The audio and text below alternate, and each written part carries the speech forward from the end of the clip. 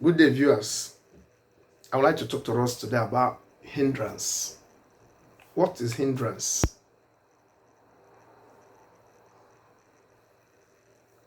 And why do people think hindrance like a burden to their realizations? Yeah, hindrance is that negates your aim or that blocks your aspirations or endeavors, like a roadblock. But sometimes people don't really understand the value of hindrance towards their aspirations. Sometimes another word for hindrance could as well be delay. Hindrance could come to prevent future danger. It's very frustrating, but the woman of realization, the woman that is modest, always learn to appreciate the value of hindrance. Because sometimes hindrance comes to prevent danger. You're speeding so much, you're going to crash. That you're rushing to get may destroy you. So sometimes nature introduces what we call roadblocks or gallops, or speed bumps along the way to moderate our speed, to moderate our desires, to moderate our licentiousness, our envy, our jealousy, our backbiting, our excesses. So sometimes hindrance is beneficial if the motive is understood. Even nature itself introduced hindrances. Karma introduced hindrances, you know, because if we get everything we desire, we may end up destroying ourselves. So I want us to appreciate the value of hindrances. Somebody, if your mates are getting married at the age of 25, 26, 27, 30 something, you're not still married, 40, you're not married. Ask yourself, why is that hindrance? Hindrance might be there for your own preservation, for your own protection. Some are graduating at the age of 21, 22, 27, 30, you're still 40, you're not graduated. Why are all those hindrances? Some graduate and they bring themselves to death. They maybe get that employment or whatever, then they end up destroying themselves. So hindrance is sometimes come for preservation. So hindrance, another thing nature used to preserve us, protect us from destroying ourselves. Hindrance is like a key, a liberty, a license nature used to protect us from self-destruction. So be careful what you call delay. Learn to value, the glory of delay, the benefit, the utility of delay or hindrances. When people see speed bumps, they're very upset relatively. But those speed bumps are there to tell you, say, calm down, slow down, you're speeding a lot. You might kill or get killed, or kill yourself and kill others. You might become a criminal. You might become a murderer. You might hurt others' feelings. You're trying to maybe win money or get something or get this business or contract to go through, they keep blocking or win election or whatever. Ask yourself, what is nature, what did nature prevent you from getting? I believe in something as a philosopher. When you are ready for blessings, nature will bring them to you. When you work hard and you're ready and ripe for fruitfulness, nature will bring them to you. When you're ready for that wonderful man, that wonderful, pretty angel, you're believing God, nature will make you people come together. When you're really spiritually ready to become a multi-millionaire, nature will make you have the millions. The Bible even said, the ways of the righteous are ordered by the Lord. You didn't ask to be born. You're not consulted before being born. You didn't ask to be introduced to this millennium, to this time and space. You're the byproduct of other people's decisions. That's just the thing. You didn't ask to even grow to become who you are. Nature just take its course little by little. Nature is relatively karmic, I believe. But then we tend to abuse the hindrances nature places in our way, or karma, or motive, or what I call divine purpose placed on our ways. So learn to appreciate the value of hindrances. Hindrances are there for you to calm down, for you to be moderate, for you to be modest, for you to really appreciate the glory of divinity in your life. For you, maybe perhaps nature wants you to observe more, observe the flowers, the rivers, the butterflies, the birds, the wildlife. Observe your environment, and you feel the glory of God, the favor of God, the mercy of God, the liberty of God, the love of God around you. So sometimes I feel hindrances are there for our own good. Hindrances are there for our own moderation, for our own liberation, for our own emancipation, for our own safety, for us to take precaution, to prevent self-destruction. So the value of hindrance. That's what I want to talk to us today. Sunday, the 6th of September 2020 in London. Hindrance is very, very important. Hindrance is important for us. So for you to realize your purpose, know how to utilize the value of or the utility of hindrances. What some people may even call disappointments. What people will call betrayal. Some people will call jeopardy, calamity, whatever. Hindrances come in various forms. But at the end, it's always for our own good. It's always for our own good. They say somebody say get, live fast and die young. What do you get for dying young? You know? So there's a lot. There's a lot. Sometimes you see that the patient ones are the ones that end up little, they get to their destination. But the ones that are going fast, they end up either crashing or destroying themselves. And all. Speed is good, fine, but let it be modest, let it be relative, let it be average. Too much of everything is bad. So that contract you're waiting has not come in. Ask yourself, why the hindrance? Am I spiritually ready for it? Am I mentally, am I psychologically ready to handle a woman? Am I ready to handle a man? Am I ready to lose my independence and that person in a relationship or marriage or partnership or whatever? Am I ready for this position I'm aspiring to? Am I spiritually qualified to be a president? Am I emotionally qualified to be leader of men and women? Can I handle this position? This class I want to get promoted into, am I spiritually, psychologically prepared to really attain that status? Ask yourself these questions. By the time you ask yourself these questions, you start getting answers. Ask questions why things are not working the way working. Yes, there's nothing wrong in aspirations, but ask yourself, am I spiritually matured? Am I mentally, socially capable to handle the position? Some people just jump into certain things in life, the thing destroy them. Others are taking a bottle of gin. Can your brain take a bottle of gin? If you take it, destroy your kidney and your liver. You destroy your heart. You might end up having heartburn. You may even end up destroying your intestines. Others are taking a glass of whiskey. Can your head carry a glass of whiskey? Are you doing it because other people are doing it? Others are driving fast. Can you really moderate that fastness? They must have been driving because they are experienced or they've been driving for years. They're matured. They know how to handle the steering. Can you do that? Others are going through the cliff. Can you be able to go through high cliff? Just be careful. Learn to understand your weaknesses and your strengths. Learn to understand what your system can be able to carry. Others are flying at the highest altitude. Can you do that? If you do, you may lose consciousness, lose your oxygen. You may even end up crashing that aeroplane. Ask yourself all these things. The height you want to get into, or you are attending to get to, are you spiritually mature to get there? Others are having 7-bedroom mansion, they're having wonderful things and all those, they're having position. Ask yourself, this thing you're aspiring to be, are you spiritually mature to get them? So hindrances. And when you're not spiritually mature for it, nature has a way of introducing jeopardy, obstacle, or hindrances to get there. Some of us are believing God for certain things. If those things have happened, probably would have been destroyed by now. So hindrances has its own utility as well. In the world of duality, in the world of reality, hindrances is a utility. In the world of duality, in the world of reality, hindrance is a utility, is a value. Hindrance is useful if the motive is understood. Hindrance is like has its own way of calming us down. Yeah, from the beginning it's very frustrating, can be relatively delusive or whatever. Yeah, it's touching, it's hot, it's hurtful. But at the end of the day, if we really value the gains and the goals of hindrances, then we begin to be happy, be at peace with what we have, and not just at what we have.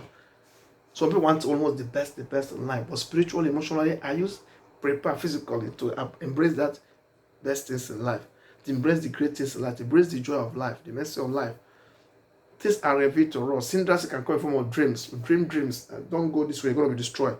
Sometimes dreams are there to warn. Dreams are there to calm us down. Dreams are there to give us direction. So if you get even numbers in dreams, but you have to attain that spiritual state while your mind will be open to nature, to the astral world, to the universe, to begin to communicate with you.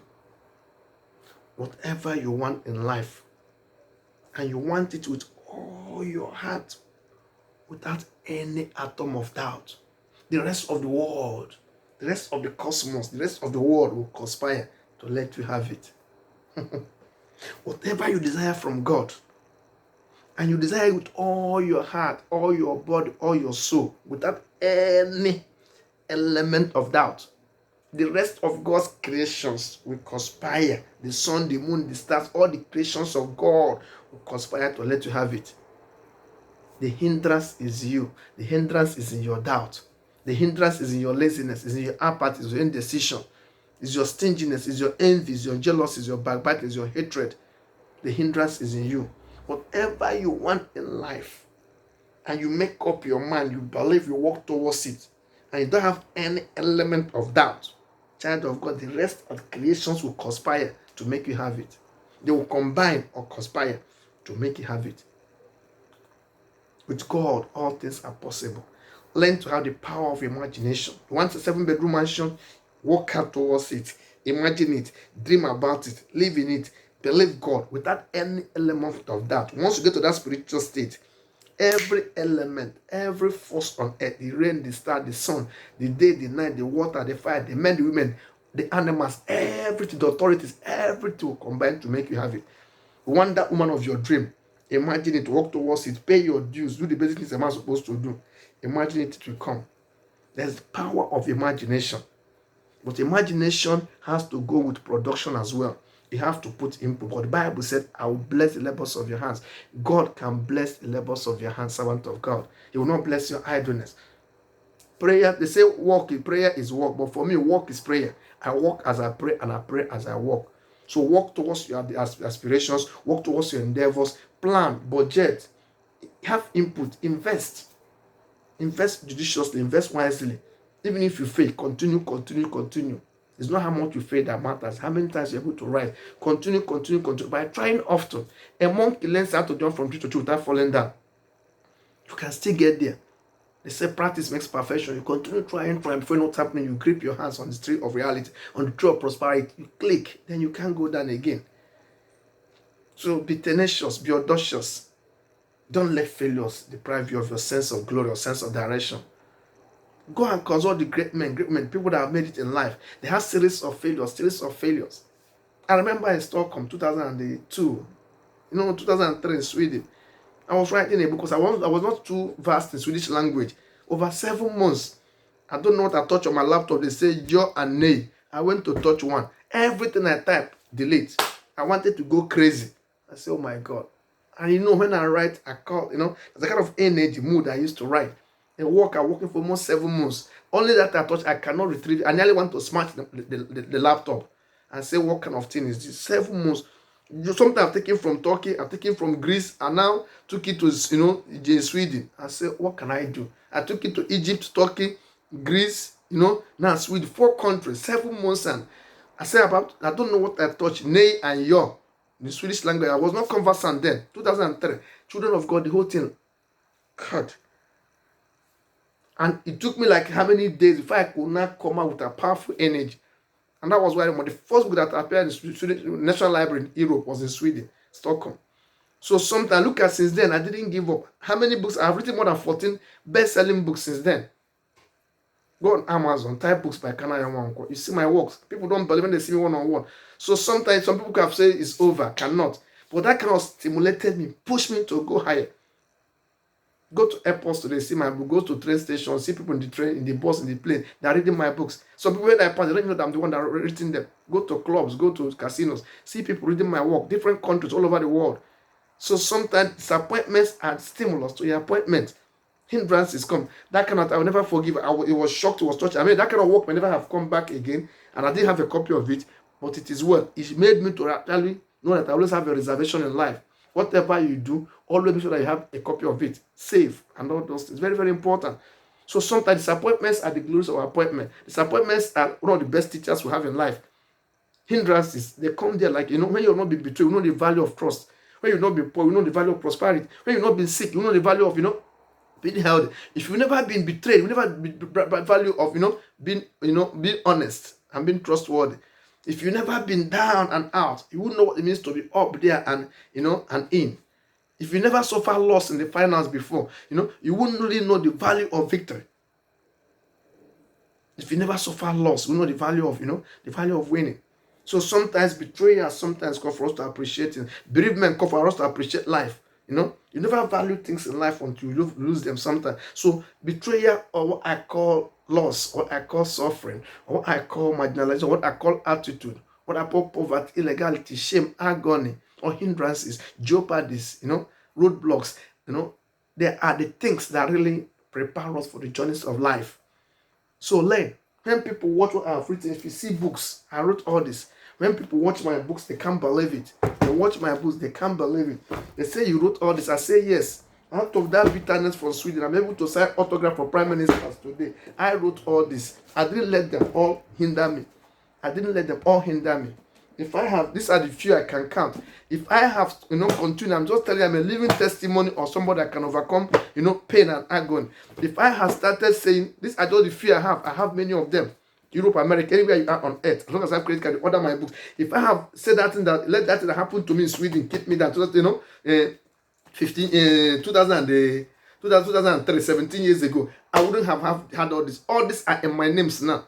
These are just the few I have out of the plate books God have helped me to write. I wrote them all. Yes, I wrote them all. So don't let. I'm just telling you from experience, child of. We want to write, want to become a bestseller.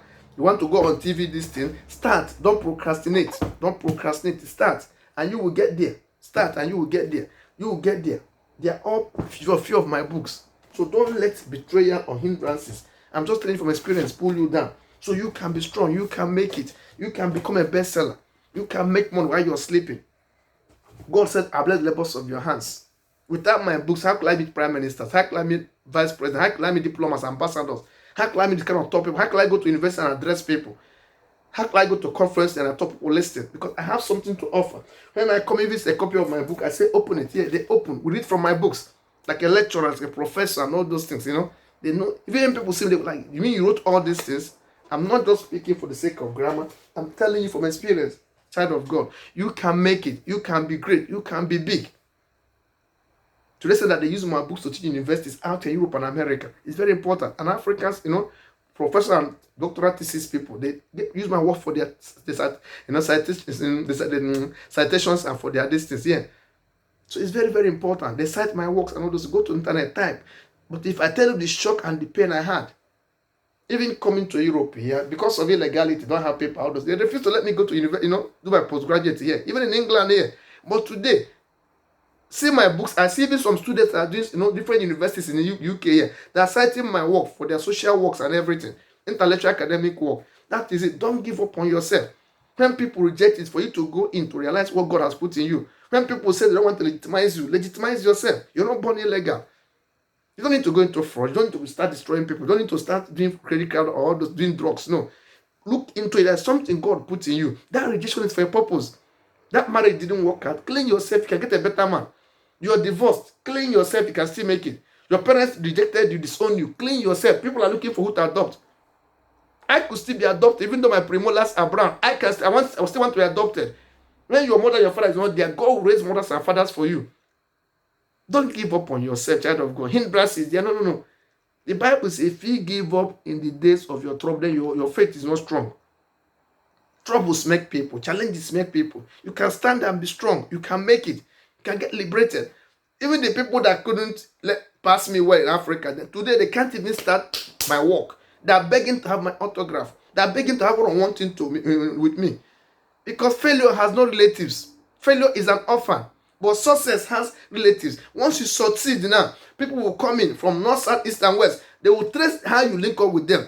Look, listen, did you forget us? They will tell you, they'll be like, I am the brother to your sisters, to your mothers, to your aunties, to your relatives, to your nephews, cousins, brother, sister. They will link up, they will trace their genealogy to you. But once you succeed, once you succeed, everybody wants to do with you. Like our brother, they must trace their lineage. That's when you say that we are one or none. But once you're a criminal, you're a failure, or you do something bad, people cut off from you. So whatever you do, try to succeed as long as it's a good thing. Failure is an orphan. Failure has no relatives. But success, when you success has relatives. Success is a celebrity. But God made you a celebrity. God put a lot in you. He created that and say you are good. So don't make anybody make you feel you're bad. God has not rejected. Don't reject yourself. God has not condemned. Don't condemn yourself. God has not abandoned. Don't abandon yourself. God believes in you, but do you believe in yourself? Do you believe in God? Look inward. You that blessing you're looking for outside is inside. Overcome hindrances. Overcome jeopardies. Look at me. 10, 15, 20 years I couldn't even have a tire. But now I can comfortably buy a car and give people as a gift. Before, even to get like 100 pounds, even equivalent is a big issue for me. But I can close my eyes and give people 1,000 pounds without even wondering, without even crying about it. That is the blessings of God. Now my autograph is worth so much money. But before, who am I? Nobody. Because they see me sign autograph for prime minister, they see me sign with president, they see me celebrity, big stars. That was all those things.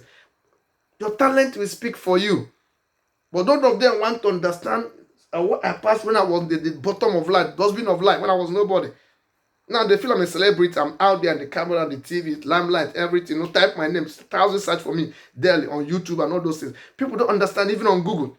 They say, wow, so this person, but nobody wants to know. They're like, oh, it's from our place, it's from this, it's from this, because they feel you have succeeded. But was I to turn out to be one bad boy out there? Nobody wants to do with you. Because your success, everyone wants to do something with you. They feel you have succeeded. So don't kill yourself. Succeed in that area you've gone to. Even people that rejected that, dodge your phone number, they will not beg to have it. They will begin to explain yourself. They begin to explain themselves. As I keep telling you, you are a buffon. When you start telling people, do you know who I am? You don't need to tell them. If you say, do you know who you are, that means you're nobody. Your work will speak for you. People will say, oh, this is the man, this is who he is, this is the famous. Your work will speak for you. When you tell people, do you know where I am, that means you're nobody. You want to add artificial importance to your status. Let your work speak, let your administration speak to you, let your work, let your talent speak for you. Even if you paint, your people, their paint will speak for them. You write books, your books will speak for you. There's once from one of the famous footballers in England, he went to somebody said, what is your name? He was embarrassed. Why did you ask him, what's my name? So you don't watch television or what? So sometimes when people see people like us, they don't understand. And listen to me. The rich men, the rich women, you hardly see them outside there who have suffered disappointments. Their work will speak for them. Their talent speak for them. Their money work for them. So don't say because, things are so down now you cannot make it. No. Calm down. Pick yourself again. Clean yourself again. You can still make it. Walk out there. I'm a living personification of an overcomer. Somebody that can overcome what he was born into. The trauma, the torture, the barrenness, the betrayal, the sorrow, the brokenness, the torture, the shame and the imbecility and the abuse I passed through in life. I'm an overcomer. If I overcame, you can overcome as well. To the glory of God, I made it. I will never be poor again in my life. I will never be a mediocre again in my life. I'm the sun. I will always shine. You too, don't kill yourself in the darkness of your life. The night will soon be over. The day will soon come. Pick up yourself again. You can make it. No matter where I am, as long as I'm sleeping, money will enter my account. As long as I'm waking, money, even no matter how little, money will enter my account. I don't need to go to 9 to 5 to make money. Because I've created what will bring that money.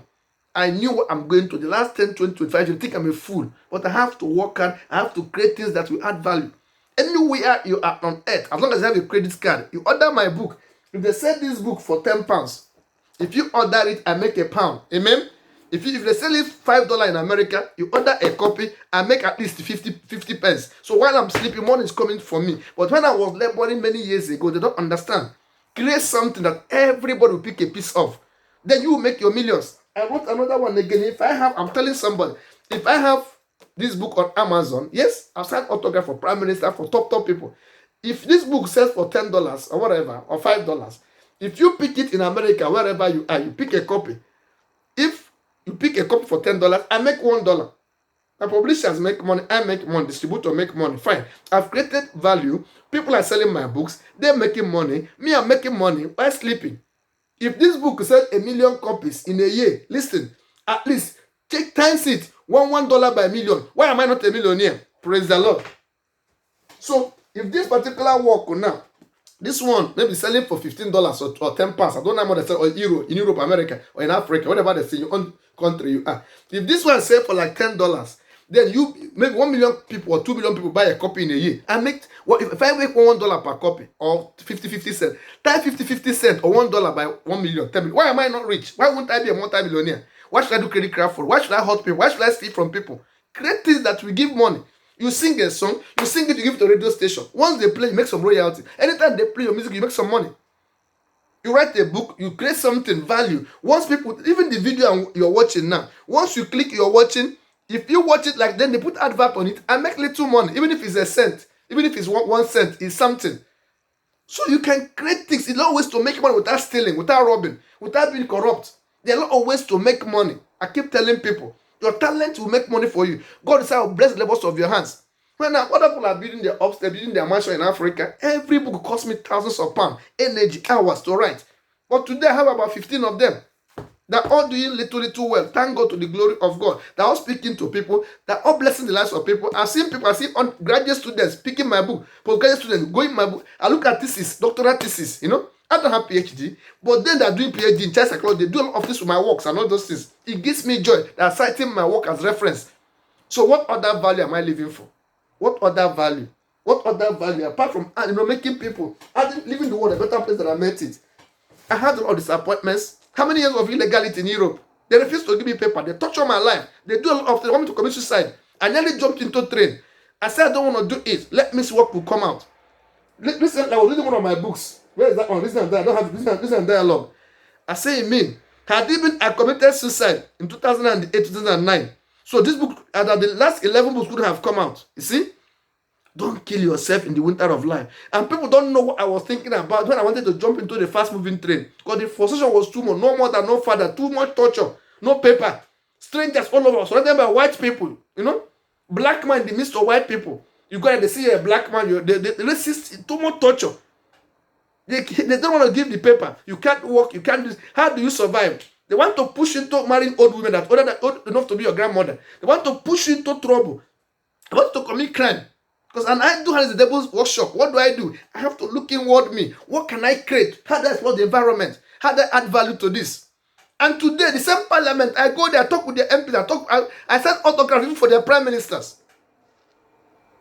It's not what you're born into that matters. What you make out of it. You can be a success. I've made it to the glory of God. I will never be poor again. Even if I die, my memory will still be communicating with people. My books will speak for me. I've left a legacy which nobody in my generation, which nobody in my family has left. I can touch my heart today. So they refuse to help me, but God helped me. I've attained a status with a name. I have got a name nobody can wipe away. Even in death, I'll be more popular. My books have got to so many countries I've not got into. I'm in England, glory be to God. But my books have got to India. I see people calling from Korea, Japan, South Africa, America, Africa, Europe, different parts of the world I've never, even Antarctica, where I've never got into. I see explorers reading my books. People are going for holidays. I see them on plane. I see in the plane. I see people, reading my works. What else is value? What else is richness? When I can start one place, my work is speaking to millions of people all over the world. So don't kill yourself, servant of God. Delay is not denial. There's nothing like delay when it's not God's time for you. When it's God's time for you, everything will point towards it. I'm using myself to give you an example. I'm a survivor. Apart from Christianity, other things I've attained. At least I'm just giving this one simple example. Apart from the numerous achievements God has given to me, I've ministered to millions of people. I've inspired souls, deliverance, prayer, done things, encouraged people, motivated people. Imagine I was very selfish and killed myself in the trouble because of hindrances. I'm from a broken home. My mother wasn't there. My mother had mental breakdown. My father wasn't there for me. My only sister too died in my arms, 1996. I lost my mother, my sister the same year, 1996. Yes. My mother died January 7, 1996. Yeah.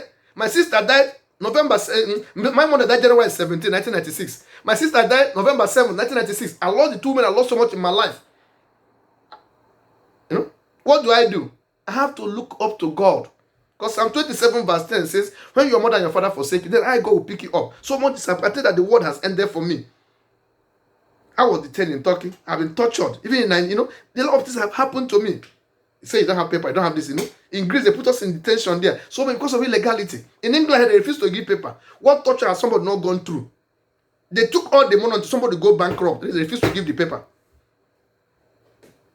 It's so much torture. But look at the fruit of illegality. The illegal also think. From the prime minister to the how many people, they beg to have my autographs. That is the glory of God. We can't just say, not just you're writing a book, the content, don't judge a book by the cover. When they open, they'll be like, are you this person I'm looking at? You wrote this. That is God.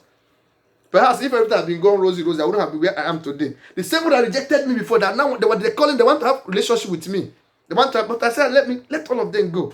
Certain people have to be rejected. Sometimes you have to be rejected for God to accept you. You have to be refused. You have to be abandoned. You have to be dumped. You have to be jilted for you to realize the glory God put to you. For you to realize your fruitfulness, your mercy, your kindness. For you to realize your purpose and your destiny. It is all well and good. Philippians 4 verse 4 says, rejoice. Once again, rejoice. Hindrances sometimes are the stepping stones to your success. Hindrances are the steps you use to climb to your greatness. If this didn't happen, what could have happened? So thank God for where you are and believe in God for where you want to be. See that hindrance as an instrument to walk towards your greatness. Refine that hindrance, refine that delay, refine that betrayal, refine all those things. I used to achieve what God wants you to achieve. You can be greater. You can be greater. You can be greater than your sorrow, than your pain, than your torturer, than your enslavers, than your imprisoners. You can be greater than the judges that imprison you and the lawyers that put you into prison. You can be greater than your accusers. Look inward you. They can cage your body, but you cannot cage your mind. Because even in dreams, your soul is homeless. All of us are in this, all of us are dreaming. All of us are sleeping. But some of us are still dreaming while we are sleeping. You are dead if you don't dream in your sleep. You are dead if you stop dreaming when you're sleeping. They pushed you, they injected you into that kind of this thing. But learn to dream. Let imagination run riot. Be very creative. Think, what can I create that everybody get a piece of? Is it electronics? Is it engineering? Is it law? Is it new idea? Is it physics? Is it a vaccine I can discover? Open this mind. There's so much in here. I read secretarial administration, but look at what I'm writing today. Different schools of thought are using my work. They are not asking, they want to know what is your subject. Anatomy, physiognomy, bring it. Law, engineering, physics, bring it on. Psychology, economics. Learn something about everything. Open your mind. I keep telling people, it's not what it's not what you are born that makes you who you are. It's what make out of it. Your troubles doesn't define you. You're not your troubles. You're bigger than your problems. You're bigger than your shame, your pain, your divorce, your brokenness, your sorrow and sickness. You're bigger than your sex and your race. There's an essence in you. There's a core. There's a being in you. Ignite that being. You're like the sun. Shine in you. Let the world celebrate you. It shall be well with you. I just want to tell that hindrance, I'm speaking from my soul. I'm speaking from my heart. I'm communicating with you. Hindrance is the bedrock of your glory. Hindrances are there for you to achieve what you're supposed to be. That is staircase you used to climb to your glory, to your destiny. The ground is so crowded with failures. But up there, look at pyramid. The higher you go, the smaller you become. Up there is, up there, there's more space up there. Because here is too crowded. The ground is too, that's the pyramid. It goes down, that's the pyramid. So whatever happens, try to get to the top. Because when you're top, you look down on those people there. Those who mocked you, those who want to pull you down. May God help you to overcome your hindrances. May God help you to know the value of hindrances. And may you make it in Jesus' name. Amen. I love you. I love you. I love you. Thank you for listening to this message. God bless you. God bless you. God bless you. Thank you.